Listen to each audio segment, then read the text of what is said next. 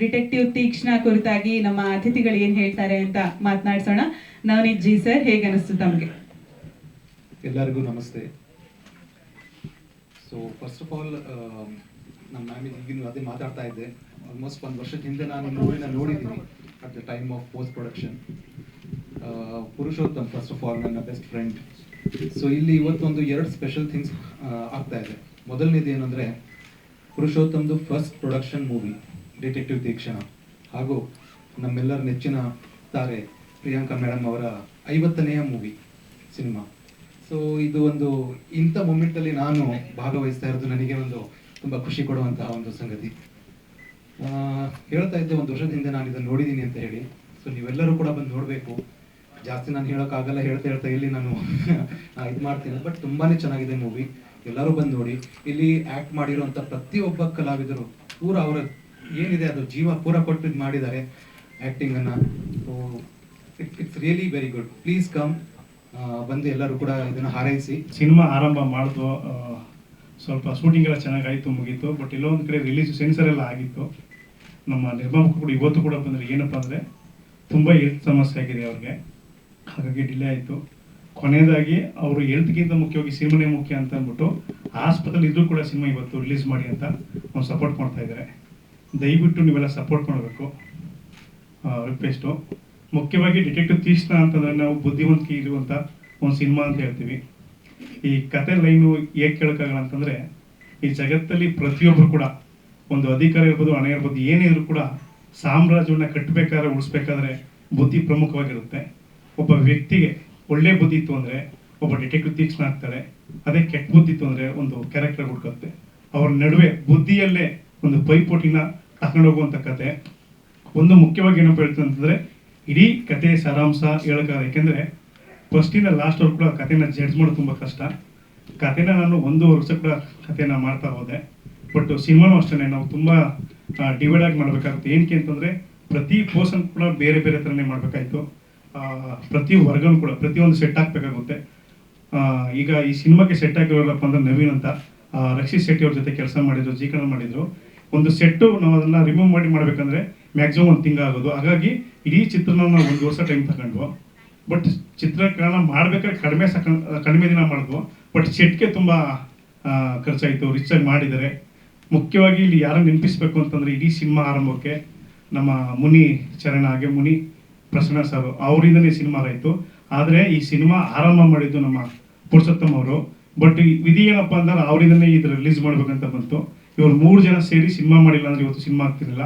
ಆದರೆ ಒಂದು ನಾನು ಚಿರಋಣಿ ಆಗಿರ್ತೀನಿ ಪ್ರಿಯಾಂಕಾ ಮೇಡಮ್. ಯಾಕೆಂದರೆ ಅವತ್ತು ನಾನು ಯಾರು ಅಂತ ಗೊತ್ತಿಲ್ಲ, ನೀನು ಮಾಡ್ತೀಯ ಅಂತ ಯಾವುದೋ ಅಷ್ಟೇ ಡೈರೆಕ್ಟ್ರನ್ನ ಕರ್ಕೊಂಬಂದು ಇವತ್ತು ಡೈರೆಕ್ಟ್ರು ಮಾಡಿದ್ರು.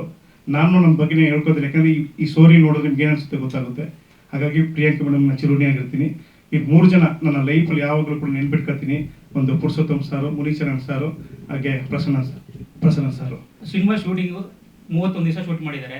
ಬಟ್ ಆ್ಯಸ್ ಎ ಡೈರೆಕ್ಟರು ಹೇಗೆ ಮಾಡ್ತಿದ್ರು ಅಂದರೆ, ನನಗೆ ಬೆಳಗ್ಗೆ ಫೋನ್ ಮಾಡಿಬಿಟ್ಟು ನೀನು ಏನು ತಿಂತೀಯಾ, ಏನು ಬಿಡ್ತೀಯಾ ಎಲ್ಲನೂ ಕೇಳ್ಕೊಂಡು ತರಿಸಿರೋದು. ಊಟ ಕೊಟ್ಬಿಟ್ಟು ಟೇಬಲ್ ಮೇಲೆ ಕೂರಿಸ್ಕೊಂಡು ಅವ್ರಿಗೆ ಏನು ಹೇಳ್ತಾರೆ, ಅವ್ರದ್ದು ಡ್ರೀಮ್ ಹೇಗೆ ಕಟ್ಟಬೇಕು ಅನ್ನೋದು ಪ್ರತಿ ಒಂದೂ ಬಿಡ್ತಿರಲಿಲ್ಲ. ಆಮೇಲೆ 15ರಿಂದ 16 ವರ್ಷ ಎಡಿಟಿಂಗ್ ಚೇಂಜ್ ಆಗಿದೆ. ಮತ್ತು ಈ ಸಿನಿಮಾ ಬಗ್ಗೆ ಹೇಳಬೇಕು ಅಂತಂದರೆ, ಇದನ್ನ ಆಲ್ರೆಡಿ ಸುಮಾರು ಸೆನ್ಸರ್ ಮಂಡಳಿಯವರು ನೋಡಿದ್ದಾರೆ, ಮತ್ತು ತುಂಬ 100 ಜನ 200 ಜನ ಸಿನಿಮಾದವ್ರು ನೋಡಿದ್ದಾರೆ. ಬಟ್ ಯಾವುದೂ ನೆಗೆಟಿವ್ ಪಾಯಿಂಟ್ ಬಂದಿಲ್ಲ. ಮತ್ತು ನನ್ನ ಕೆರಿಯರಲ್ಲಿ ಇದು ಮೊದಲನೇ ಸಿನಿಮಾ ಅಂತ ಅಲ್ಲ, ನಂದು ತುಂಬ ಸಿನಿಮಾಗಳು ರಿಲೀಸ್ ಆಗಿದೆ, ಬಟ್ ಹಿಟ್ ಸಿಕ್ಕಿಲ್ಲ. ಈ ಸಿನಿಮಾದಿಂದ ನನಗೆ ಅದು ಜಯ ಸಿಗ್ತದೆ ಅಂತ ನಾನು ತುಂಬ ಅಂದರೆ ನಂಬಿಕೆ ಇದೆ, ಹಾಗೆ ಆಗುತ್ತೆ ಅದು. ಮಹಿಳಾ ಪತ್ತೆದಾರಣಿ ಇದ್ರ ಬಗ್ಗೆ ಸ್ವಲ್ಪ ಜಸ್ಟ್ ಒಂದಿಷ್ಟು ಗೂಗಲಲ್ಲಿ ಹುಡುಕಾಟ ನಡೆಸಿದೆ ನೋಡಿ. ಇಂಡಿಯಾದಲ್ಲಿ 1980ನೇ ಇಸ್ವಿನಲ್ಲಿ ರಜನಿ ಅನ್ನೋರು, she was the first female detective, Rajani Pandit ಅಂತ, 1980s ಅವ್ರ ರೆಕಾರ್ಡು ಇದುವರೆಗೂ 80,000 ಕೇಸಸ್ನ ಹ್ಯಾಂಡಲ್ ಮಾಡಿದ್ದಾರೆ. Biggest private detective. ಆಮೇಲೆಲ್ಲ ಭಾಳಷ್ಟು ಜನ ಬಂದರು. ಜಸ್ಟು ಅವ್ರನ್ನ ಜ್ಞಾಪಿಸ್ಕೊಳ್ಳೋದಕ್ಕೆ, ಅಂದರೆ ಈ ಜಾನರ್ ಹೆಂಗೆ ಶುರುವಾಯಿತು, ಆ್ಯಕ್ಚುಯಲ್ ರಿಯಲ್ ಲೈಫಲ್ಲಿ ಆ ಥರದವ್ರು ಬೇಕಾದ ಜನ ಇದ್ದಾರೆ. ಇನ್ನು ಬೇರೆ ಬೇರೆ ಕಡೆನೂ ಅಂದರೆ ಬೇರೆ ಬೇರೆ ದೇಶದಲ್ಲೂ ಇದ್ದಾರೆ. ನಮ್ಮ ಕನ್ನಡದಲ್ಲಿ ಅಫ್ಕೋರ್ಸ್ ನಾನು ಸುಮಾರು ಹೆಸರುಗಳು ಮರ್ತಿರ್ಬೋದು ಅಥವಾ ಜ್ಞಾಪಕ ಇಲ್ಲದೆ ಇರ್ಬೋದು.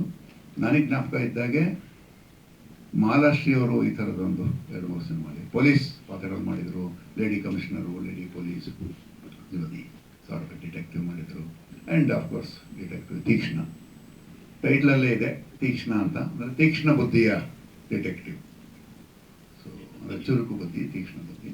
ಒಂದು ಅಂದರೆ ಏನು, ಇವರು ಯಾವುದೋ ಒಂದು ಮರ್ಡರರು ಆ ಥರದ್ದು ಹುಡುಕಾಟ ನಡೆಸ್ತಾ ಇರಬೇಕಾದ್ರೆ ನ್ಯಾಚುರಲಿ ತೀಕ್ಷ್ಣ ಬುದ್ಧಿಯ ಡಿಟೆಕ್ಟಿವ್ ಇದ್ದರೆ ಆ ಕಿಲ್ಲರು ಅಥವಾ ಯಾರು ಇರ್ತಾರೆ ಖಂಡಿತವಾಗ್ಲೂ ತೀಕ್ಷ್ಣ ಬುದ್ಧಿ ಇರಲೇಬೇಕು ಅವ್ರಿಗೆ.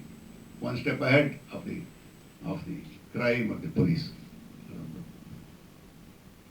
ಸೊ ಆ ಜಾನರಿನ ಕತೆ ನಾವು ಅಫ್ಕೋರ್ಸ್ ನಾನು ಇದರಲ್ಲಿ ಒಂದು ಸೀನಿಯರ್ ಪೊಲೀಸ್ ಆಫೀಸರ್ ಕ್ಯಾರೆಕ್ಟರ್ ಮಾಡಿದ್ದೀನಿ.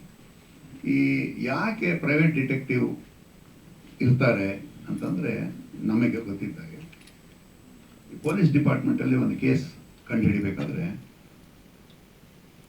ಜನರಲಿ ಲಾಟ್ ಆಫ್ ಇನ್ಫಾರ್ಮರ್ಸ್ ಅಂತ ಇರ್ತಾರೆ. ಇನ್ ಪಬ್ಲಿಕ್ ಇನ್ಫಾರ್ಮರ್ ಅಂದರೆ ಬೇರೆ ಬೇರೆ ಉದ್ಯೋಗದಲ್ಲಿರೋರು, ಅಂಗಡಿ ಇಟ್ಟಿರೋರು, auto rickshaw drivers, taxi drivers, ಚಪ್ಪಲಿ ಹೊಲಿಯೋರು, ಈ ಥರ ಕಾಮನ್ ಪೀಪಲ್. ಅವರ ಹೆಲ್ಪ್ ತಗೊಂಡು ಕೇಸ್ನ ಸಾಲ್ವ್ ಮಾಡೋಕ್ಕೆ ನೋಡ್ತಾರೆ, ಅಂದರೆ ಇಲ್ಲಿ ಬರ್ತಾರೆ ಕಂಡುಹಿಡಿಯೋದಕ್ಕೆ.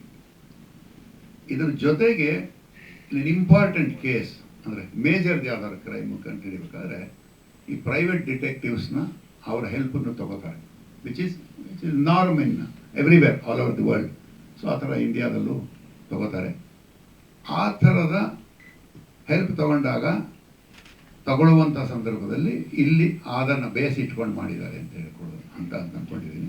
ಫೋನಲ್ಲಿ ಯಾರೋ ನಾವು ಹಿಂಗಂದ್ರೆ ಸೀರಿಯಲ್ ಥರ ಮಾತಾಡ್ತೀವಿ. ನಾ ಯಾರಾಗ ಫೋನ್ ಮಾಡಿದ್ರೆ ಹಲೋ ಹವರ್ ಯು, ಚೆನ್ನಾಗಿದ್ದೀರಾ, ಮನೇಲಿ ಎಲ್ಲ ಚೆನ್ನಾಗಿದ್ದೀರಾ ಹಂಗೆ ಮಾಡ್ಬಿಟ್ಟು ಆಮೇಲೆ ನಾನು ಏನಕ್ಕೆ ಫೋನ್ ಮಾಡಿದ್ರು ಆ ಮಾತಕ್ಕೆ ಮಾಡ್ತಾ ಇದ್ವಿ. ಅವ್ರು ಹಂಗೆಲ್ಲ ಫೋನ್ ಮಾಡಿ ರೋಬ ಎಲ್ಲಿದ್ದೀರಾ, ಹೌದು ಹಿಂಗೆ ಹಂಗೆ ಟಕ್ಕನ್ ಕಟ್ ಮಾಡ್ತಾರೆ ಸರ್ ಅಂತ. ಮತ್ತೆ ನಾನು ಮಾತಾಡೋಲ್ಲ, ಅವ್ರು ಏನು ಬೇಕೋ ಅದು ಹೇಳ್ಬಿಟ್ಟು ಫೋನ್ ಕಟ್ ಮಾಡಿಬಿಡ್ತಾರೆ. ಮತ್ತೆ ನಾನೇನೋ ಮಾತಾಡ್ಬೇಕಂದ್ರೆ ಮತ್ತೆ ಫೋನ್ ಮಾಡಬೇಕು. ಸೊ ಅಲ್ಲಿಂದ ನಿಮ್ಗೆ ಗೊತ್ತಾಗುತ್ತೆ ಅವ್ರ ಮೈಂಡ್ ಏನು ಬೇಕೋ ಅದು ಮಾತ್ರ ಮಾಡ್ತಾರೆ.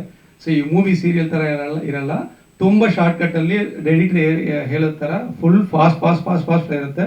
ಒಂಚೂರು ನೀವು ಅಲ್ಲಿದ್ರೂ ನಿಮಗೆ ಕತೆ ಅರ್ಥ ಆಗಲ್ಲ. ಸೊ ಆ ಥರ ಸ್ಪೀಡ್ ಕಟ್ಟಲ್ಲಿ ಮಾಡಿದ್ದಾರೆ. ಇದು ಟೀಸರ್ ನೋಡ್ಬೋದು, ಅದನ್ನು ನಿಮಗೆ ಗೊತ್ತಾಗಿದೆ. ಮತ್ತು ನಮ್ಮದು ಮೇಡಮ್ ಅವ್ರಿಗೆ ಹೇಳಬೇಕು, ಯಾಕಂದರೆ ಅವರು ತುಂಬ thanks madam. I am very happy to share one more movie. ಅವ್ರ ಡೆಡಿಕೇಶನ್ ನಾನು ನೋಡಿದ್ದೀನಿ. ಇನ್ನೊಂದು ಮೂವಿಯಲ್ಲಿ ಇಬ್ರು ಒಂದು ಫೈಟ್ ಮಾಡಿದ್ವಿ. ನಾವು ಹುಡುಗರು ಫೈಟ್ ಮಾಡೋದಕ್ಕೆ ತುಂಬ ಯೋಚನೆ ಮಾಡ್ತೀವಿ, ಹಿಂಗೆ ಮಾಡ್ಬೋದಾ ಹಿಂಗನ್ನ ಹರ್ಟ್ ಆಗುತ್ತಾ ಅಂತ. ಅವ್ರು ಹಂಗೆಲ್ಲ ಬಂದು ಇದು ಮಾಡ್ಬೋದಾ ಮಾಡೋಣ, ಇದು ಮಾಡ್ಬೋದಾ ಮಾಡೋಣ, ಆ ಥರ ಡೆಡಿಕೇಶನ್ ಮಾಡ್ತಾರೆ. ಮತ್ತು ಅವ್ರು ನಾವು ಹೊಡಿಬೇಕಂದ್ರೆ ಅವ್ರು ನಾನು ಕೇಳ್ತಾರೆ, ಸರ್ ಹಿಂಗೆ ಓಕೆನಾ ಇದು ಅಂತ. ಬೇರೆಯವ್ರಿಗೆ ಅವ್ರು ಕೇರ್ ತೊಗೊತಾರೆ, ಅವ್ರ ಬೇಗ ಅವ್ರು ಅದು ಯೋಚನೆ ಮಾಡಲ್ಲ, ಮಾಡ್ತೀನಿ ಅಂತ. ಸೊ ಅಂಥ ಅವ್ರ ಡೆಡಿಕೇಶನು. ಸೊ ತುಂಬ thanks madam. I am sharing one of character in your movie. So ಇದು 50th ಮೂವಿ. 100% ಇದು ಒಂದು ಗೋಲ್ಡನ್ ಮೂವಿನ ಇರುತ್ತೆ ಮೇಡಮ್ಗೆ.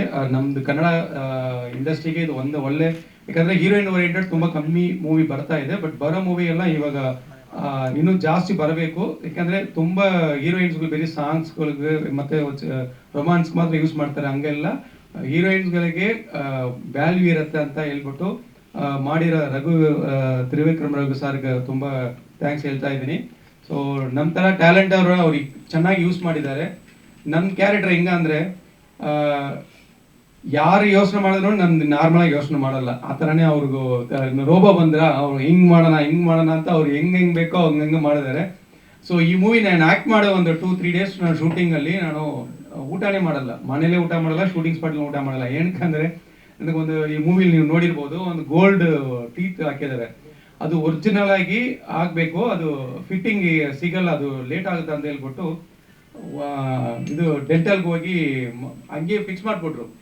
ನಾನು ಬಾಯಿ ಕ್ಲೋಸೇ ಮಾಡೋಕ್ಕಾಗಲ್ಲ, ಸೊ ಏನು ತಿನ್ನೋಕ್ಕಾಗಲ್ಲ. ಸೊ ತುಂಬ ಕಷ್ಟ ಆಯಿತು. 3 ಡೇಸಿಂದ ಬರೀ ನೀರು ಕೊಟ್ಟು ಜ್ಯೂಸ್ ಕೊಟ್ಟೆ ನಾನು ಈ ಮೂವಿ ಆ್ಯಕ್ಟ್ ಮಾಡಿದ್ದೀನಿ. ತುಂಬ ಖುಷಿ ಆಯಿತು. ಸೊ ಅದು ಸ್ಕ್ರೀನ್ ಮೇಲೆ ನೋಡೋದಕ್ಕೆ, ನಮ್ಮ ಕ್ಯಾರೆಕ್ಟರ್ ನೋಡೋದಕ್ಕೆ ತುಂಬ ಖುಷಿ ಆಯಿತು.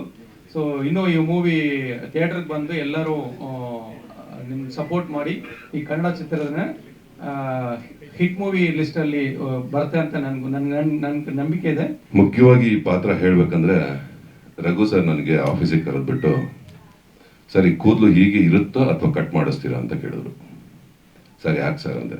ಇಲ್ಲ, ಇದರಲ್ಲಿ 2 ಪಾತ್ರ ಇದೆ, ಒಂದು ಮೇನ್ ವಿಲನ್ನು, ಇನ್ನೊಂದು ಮೇನ್ ಸಪೋರ್ಟಿಂಗ್ ಕ್ಯಾರೆಕ್ಟರ್ ಅಂತೇಳಿ. ಸರ್ ನಾನು ವಿಲನ್ನೇ ಮಾಡ್ತೀನಿ ಸರ್, ನಾನು ಸಪೋರ್ಟಿಂಗ್ ಮಾಡಲ್ಲ ಅಂದೆ. ಅಲ್ವಾ ಸರ್? ಅವಾಗ ಸರಿ ಹಾಗಿದ್ರೆ ಈ ಗೆಟಪ್ ಹೀಗೆ ಇರಲಿ ಅಂತಂದ್ರು. ಇದರಲ್ಲಿ ನನ್ನ ಪಾತ್ರ ವಾಲಿ ಅಂತ ಹೇಳಿ. ಈ ಸಿನಿಮಾದಲ್ಲಿ ಪಾತ್ರನ ತುಂಬಾ ಚೆನ್ನಾಗಿ ಬಿಲ್ಡ್ ಮಾಡಿದ್ದಾರೆ ನಮ್ಮ ಡೈರೆಕ್ಟ್ರು.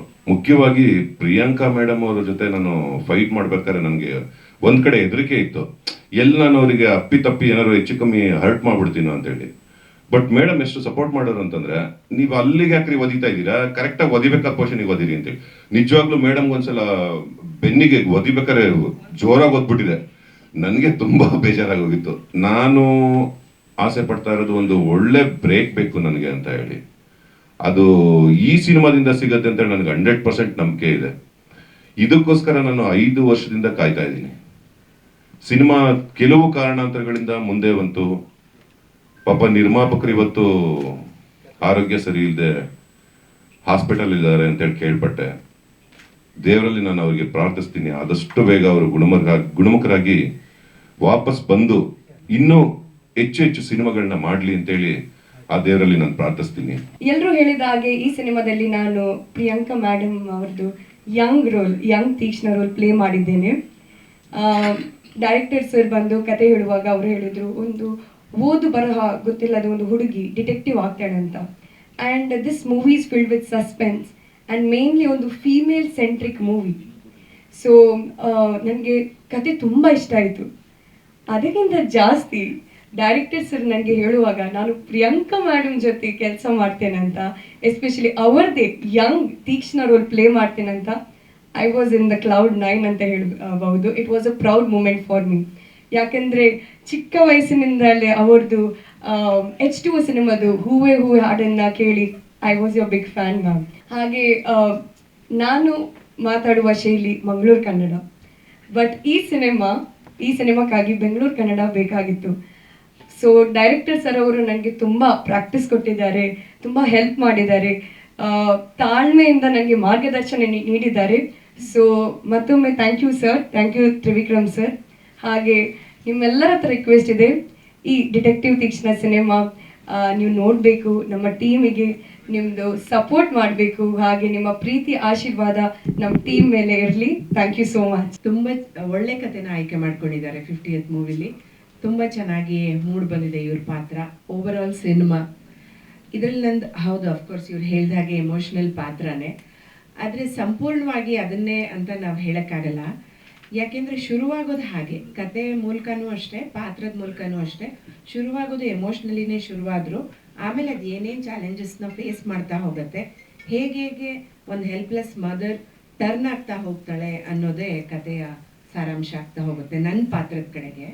ಯಾಕೆಂದರೆ ಡಿಟೆಕ್ಟಿವ್ ತೀಕ್ಷ್ಣ ಅಂದರೆ ಒಂದೇ ಕೇಸ್ ಏನಲ್ವಲ್ಲ, ಬೇಕಾದಷ್ಟು ಕೇಸ್ಗಳನ್ನ ಅವರು ಡೀಲ್ ಮಾಡ್ತಾ ಇರ್ತಾರೆ. ನಮ್ಮ ಕೇಸಲ್ಲಿ ಬಂದಾಗ ಆ ರೀತಿಯಾದಂಥ ಕಥೆನ ತ್ರಿವಿಕ್ರಮ್ ಮಾಡಿದ್ದಾರೆ. ತುಂಬ ಇಂಟ್ರೆಸ್ಟಿಂಗ್ ಪಾತ್ರ ಏನಂದರೆ, ತ್ರಿವಿಕ್ರಮ್ ನಮಗೆ ಕತೆ ಹೇಳೋಕ್ಕೆ ಅಂತ ಬಂದಾಗ, ಈ ಪಾತ್ರ ನೀವು ಒಪ್ಕೋತೀರಾ, ಮಾಡ್ತೀರಾ, ಇರ್ತೀರಾ ಮೇಡಮ್, ಆದರೆ ಫುಲ್ ಸಿನಿಮಾ ಅಂತೇನಲ್ಲ, ನೀವು ಮಾಡಿದ್ರೆ ಚೆನ್ನಾಗಿರುತ್ತೆ ಅಂತ ಕೇಳಿದ್ರು. ನನಗೆ ಅವರಲ್ಲಿ ಫಸ್ಟ್ ಕಾಣಿಸಿದ್ದು ಸಿನಿಮಾ ಮಾಡಬೇಕು ಅಂತ ಅವರಲ್ಲಿರೋ ಒಂದು ಛಲ ಮತ್ತು ಶ್ರದ್ಧೆ. ಮಾಡ್ತೀನಿ ನಾನು ಇದನ್ನು ಅನ್ನೋ ಒಂದು ಛಲ. ತುಂಬ ಚೆನ್ನಾಗಿ ಕತೆ ನರೇಟ್ ಮಾಡಿದ್ರು, ಅದರಂತೆಯೇ ನಡೆಸ್ಕೊಂಡು ಹೋದರು. ಎಲ್ಲೂ ಏನು ಹೇಳೋದೊಂದು ಮಾಡೋದೊಂದು ಆ ಥರ ಏನೂ ಮಾಡಲಿಲ್ಲ. ಅವರು ತುಂಬ ಒಳ್ಳೆ ಸಪೋರ್ಟಿವ್ ಪ್ರೊಡ್ಯೂಸರ್ಸ್ ಸಿಕ್ಕಿರೋದ್ರಿಂದ ಕತೆನೂ ತುಂಬ ಚೆನ್ನಾಗಾಯಿತು, ಸಿನಿಮಾ ತುಂಬ ಚೆನ್ನಾಗಾಯಿತು. ಕಷ್ಟಪಟ್ಟು ಮಾಡಿದ್ರು ಎಲ್ಲರೂ ಸಪೋರ್ಟಿವ್ ಆಗಿ. ಅವ್ರ ಬೆನ್ನ ಹಿಂದೆ ತುಂಬ ಜನ ಇದ್ದಾರೆ, ಈಗಲೂ ಎಲ್ಲ ಅಲ್ಲಿ ನಿಂತ್ಕೊಂಡಿದ್ದಾರೆ. ಕೌಶಿಕ್ ನನ್ನ ಮಗನ ಪಾತ್ರ ಮಾಡಿದ್ದಾನೆ, ಅವನು ಅಲ್ಲೇ ನಿಂತ್ಕೊಂಡಿದ್ದಾನೆ, ತುಂಬ ಒಳ್ಳೆ ಆ್ಯಕ್ಟರ್ ಅವನು ಕೂಡ. ಈ ಸಿನಿಮಾ ಒಂದು ಚೆನ್ನಾಗಿ ಮೂಡ್ ಬರಬೇಕು ಅಂದರೆ ಒಂದು ತಂಡದ ಸಹಾಯ ಮುಖ್ಯ ಅಂತ ಆಗುತ್ತಲ್ವಾ, ಹಾಗೆ ಇದು ತುಂಬ ಒಳ್ಳೆ ತಂಡ ಕಟ್ಟಿ ಅದನ್ನು ತಾಳ್ಮೆಯಿಂದ ಬೆಳೆಸ್ಕೊಂಡು ಹೋಗಿದ್ದಾರೆ. ಇಷ್ಟು ದಿನ ತಾಳ್ಮೆಯಿಂದ ಕಾದಿದ್ದೀವಿ ಎಲ್ಲರೂ. ನಿಜವಾಗ್ಲೂ ಒಂದು ಸಂಭ್ರಮ ಅನಿಸ್ತಾ ಇದೆ. 50th ಸಿನಿಮಾ ಆಗ್ಬಿಟ್ಟಿದೆ ಅಂತ ನನಗೆ ಒಂದು ಶಾಕು, ಬಿಕಾಸ್ ನನಗೂ ತುಂಬ ಕಲಿಬೇಕು ಅನಿಸ್ತಿದೆ. I am still a student of cinema, but ತುಂಬಾ ಖುಷಿ ಆಗ್ತಿದೆ, especially to share this dais with all these wonderful people. Muni Prasanna ಅವ್ರಿಗೆ ತುಂಬ ಮಿಸ್ ಮಾಡ್ತಾ ಇದ್ದೀವಿ. ಅವ್ರು ತುಂಬ ಒಂದು ಪಿಲ್ಲರ್ ಥರ ನಿಂತಿದ್ರು ಈ ಮೂವಿ ಕಂಪ್ಲೀಟ್ ಆಗಬೇಕು.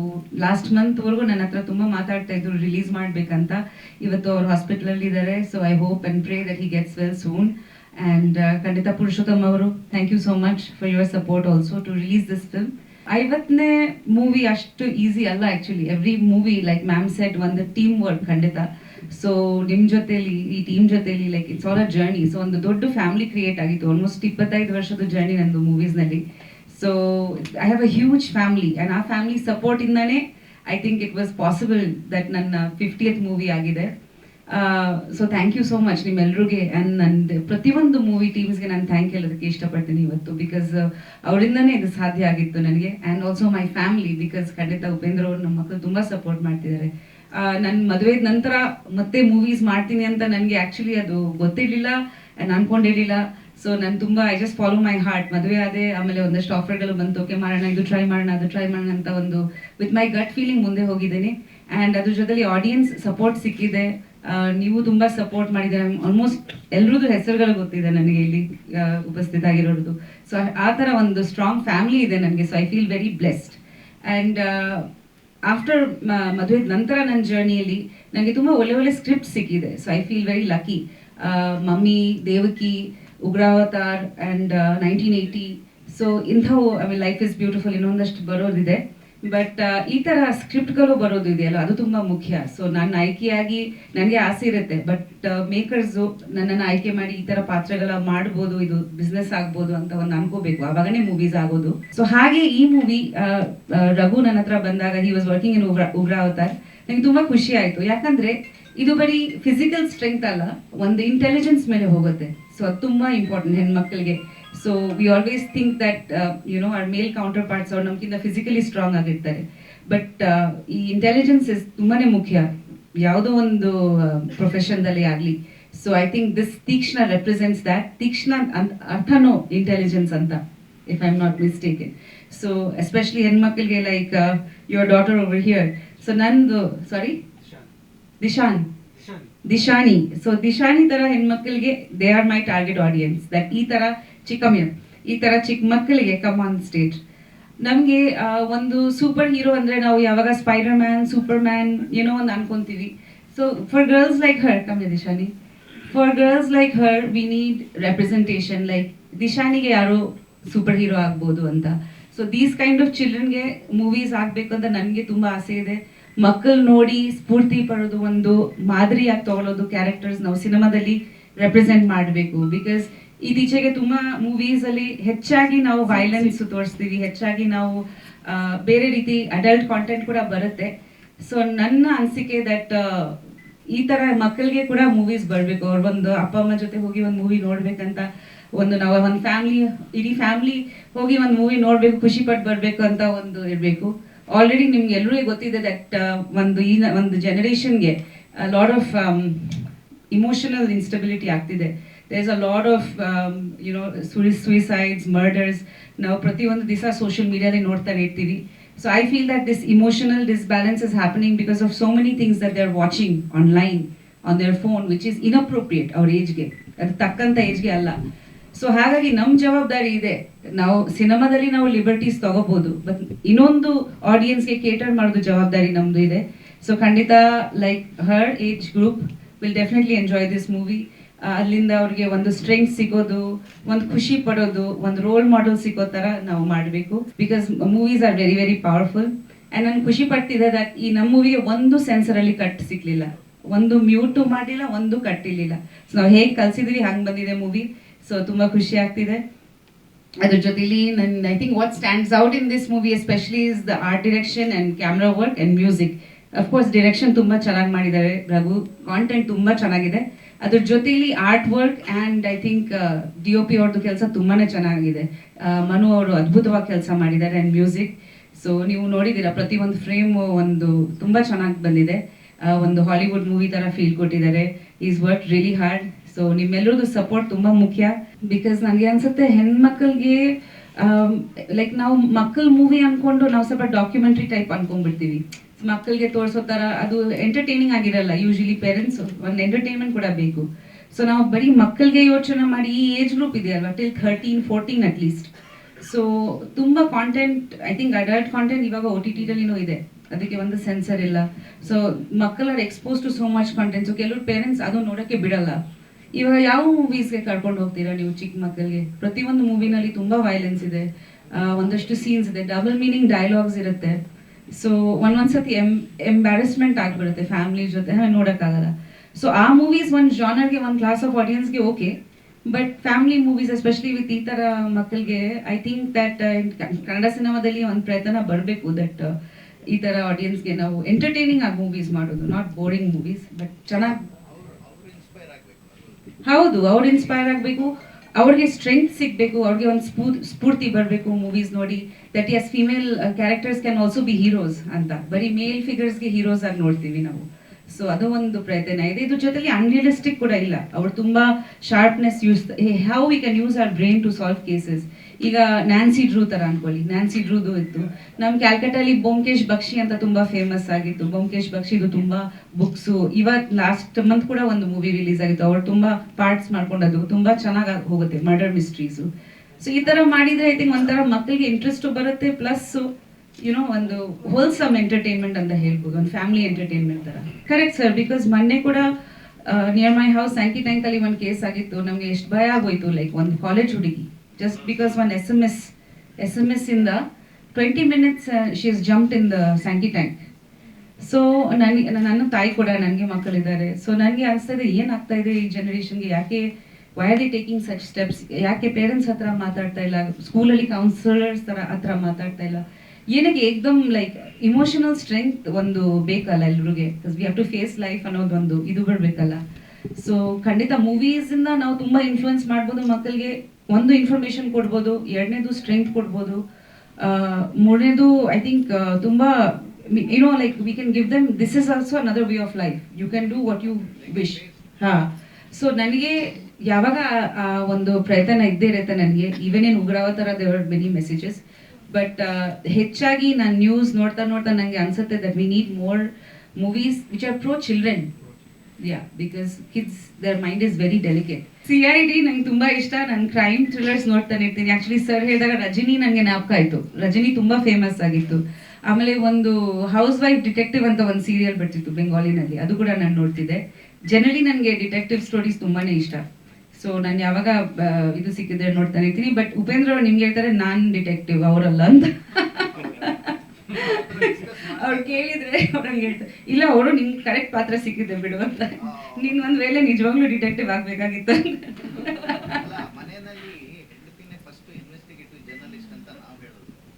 ನಮ್ಗೆ ಡೀಟೇಲ್ ಮೈಂಡ್ ಇದೆ, ಏನ್ ಮಾಡೋದು ಸರ್, ದೇವ್ರಂಗ್ ಕೊಟ್ಬಿಟ್ಟಿದ್ದಾರೆ.